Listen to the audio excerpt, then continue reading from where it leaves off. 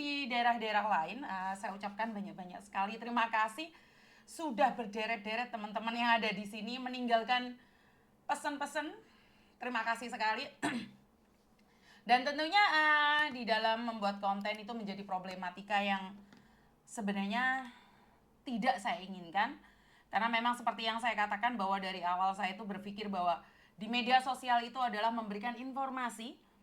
Tapi dari berkembangnya zaman, berkembangnya media sosial itu menjadi sebuah trending ya, menjadi harus FYP nih, videonya harus FYP.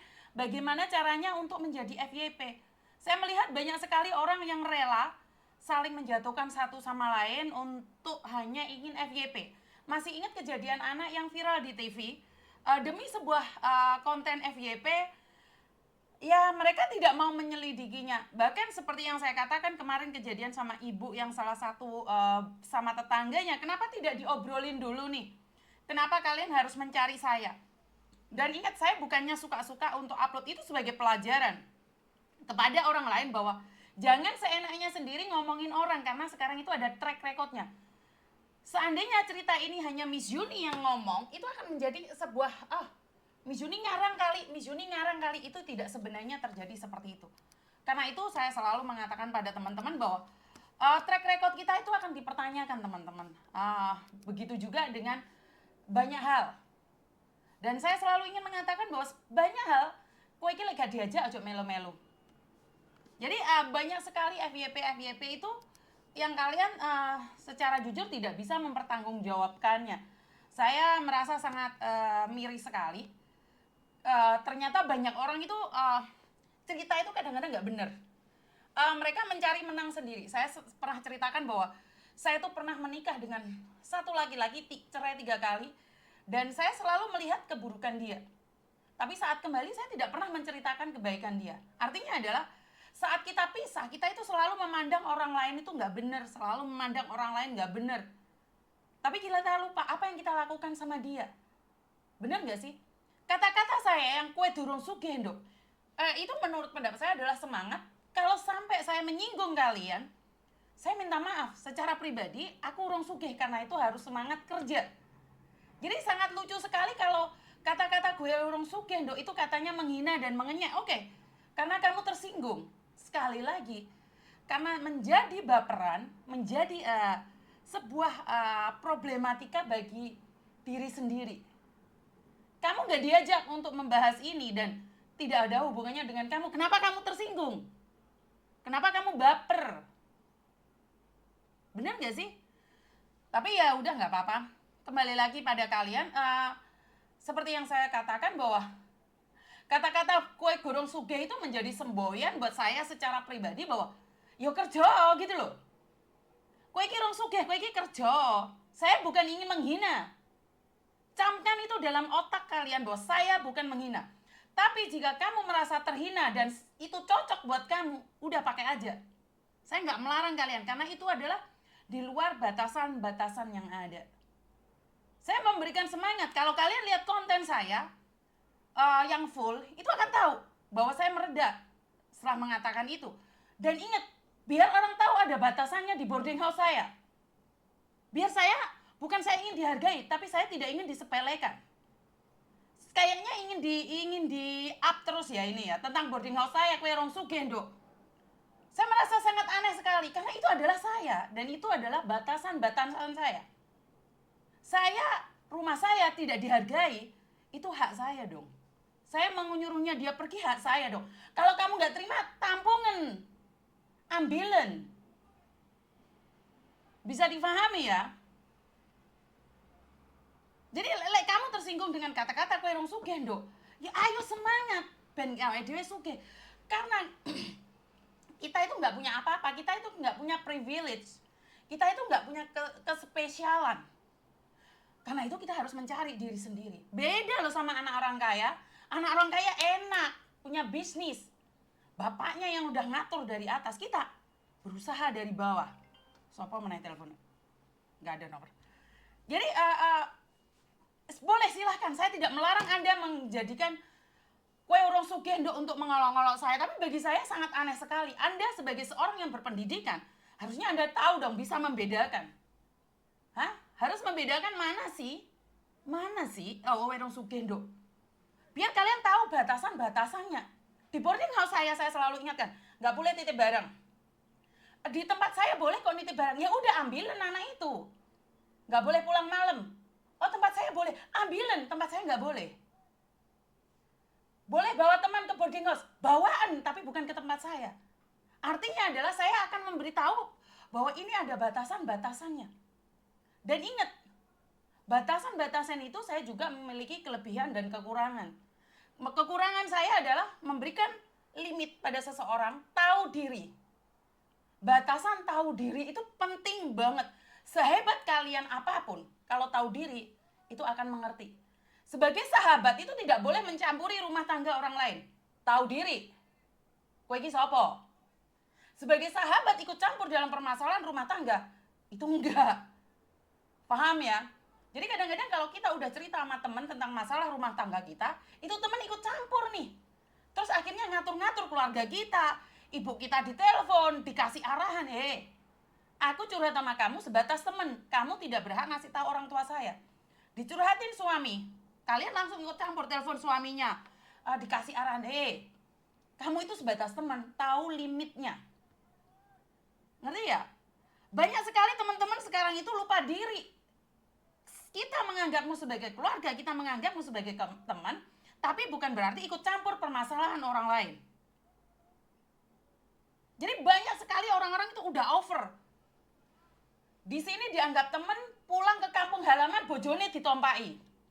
Bojone koncone ditompai. Inilah kalau kita tidak memberikan batasan pada teman kita. Teman itu akan over. Dia merasa bahwa dia tahu semuanya tentang kita. Padahal yang kita ceritakan itu atas seizin kita dan kita memang mau mengizinkan dia tahu. Tapi bukan berarti kamu ikut campur dalam permasalahan rumah tangga temanmu.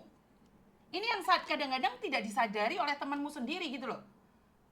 Kamu itu sebatas teman, jangan over. Dianggap teman malah nyidak sana nyidak sini. Dianggap teman malah pansos sana pansos sini. Stop. Jangan ikut campur permasalahan teman-temanmu karena kamu belum tahu semuanya. Apa yang kamu tahu itu diizinkan sama yang punya. Kalau sudah overload, teman juga overload loh. Tapi nggak usah khawatir karena saya tidak akan membongkar apapun dan siapapun. Konten saya ini berdasarkan yang telepon. Tidak ada ranah menyindir siapapun.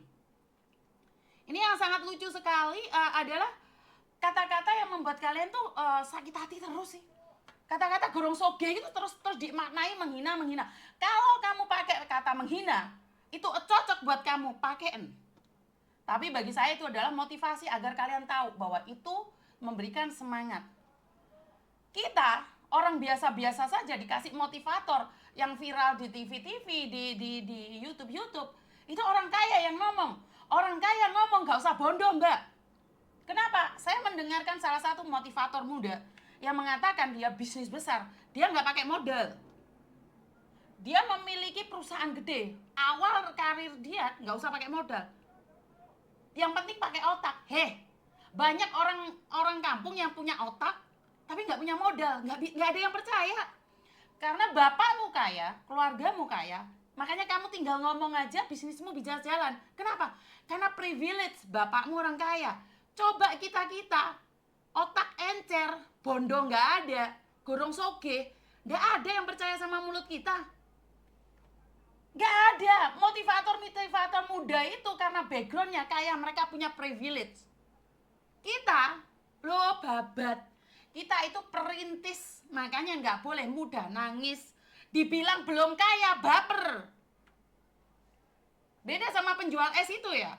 Penjual es itu diangkat derajatnya setinggi-tingginya. Kenapa? Dia tetap tersenyum dan dia tidak membalikkan kata-kata. Dia tidak mencari panggung ke sana ke sini. Bantuan datang sendiri. Sekarang dia dimuliakan. Kalau kalian merasa tersinggung dengan kata-kata kue gurung sugendo, bukannya motivasi buat kita yang orang nggak punya, bukan karena saya kaya. Karena saya yang orang nggak punya, makanya saya bilang saya masih merintis. Tapi saya nggak perlu nangis. Apakah kalian kira saya nggak pernah dihina? Tapi hinaan itu saya ada dua. Kalau saya berpikir negatif, maka saya akan berhenti berjuang. Tapi kalau saya berpikir positif, maka saya akan berjuang mati-matian. Dan saya akan membuktikan hinaan itu. Bukannya dihina terus berat, terus didukung sana, didukung sini. Akhirnya, mana suaranya? Jadi, merasa karena saya yang ngomong, langsung didramalisir, nggak selesai-selesai. Kata-kata kowe gorong sugih itu motivasi karena awake dhewe iki padha mlarate, padha wong gak duwene. Baper banget sih. Kowe urung sugih, maka semangatlah. Durung sugih ngenyek. Durung sugih ngenyek karena merasa paling kaya. Hei, salah kamu. Karena saya belum kaya, makanya saya sama-sama berjalan menjadi motivator. Kenapa? Kita sama-sama miskin, makanya ayo semangat. Nek wis sugih lha apa aku nggih ngonten ngene. Jlebor cangkemku. Nyaman di sini paham ya? Bahasan tentang kowe durung sugih, Nduk, itu hanya semangat bagi orang miskin ke orang miskin. Lek kamu kaya nggak usah dibahas, diem. Cocote. Jangan baperan. Karena kata-kata ini bukan buat kamu, tapi buat orang yang merasa durung sugih padha karo aku, ayo semangat kerja. Nyatanya aku pulang Indonesia 1 tahun, duit ente balen neh di Hong Kong. Mulai aku di Hong Kong golek duit meneh. Karena salah satu bisnis saya ada di Hong Kong. Tapi apakah saya ekspos? Enggak. Karena saat jatuh saya nggak pingin orang tahu salah satu bisnis saya. Kamu dengerin motivator-motivator orang kaya. Yo beda, mereka itu punya background yang beda. Kita punya background yang beda. Kita mujak bisnis, investasi, arisan bodong. Bonjrot, gaji mek 10 juta, investasi 5 juta. Mbok pake mangan apa, anake mangan apa. Beda, background beda. Gaya hidup juga beda. Jangan sama-samain. Dulu dengan sekarang itu enggak beda. Iya, beda, saya tahu. Karena zaman dahulu itu enggak ada orang nipu-nipu pakai media sosial. Kalau zaman dulu itu enggak ada orang nipu-nipu pakai media sosial. Sekarang media sosial yang ditipu. Zaman dahulu orang merampok, datang ke rumah. Harta atau nyawa. Sekarang telanjang atau ngangkang. Beda banget. Jadi jangan baperan ya. Kata-kata saya belum sugih itu bukan ingin menghina. Saya tegaskan sekali lagi, kamu nggak diajak, nggak usah ngomong.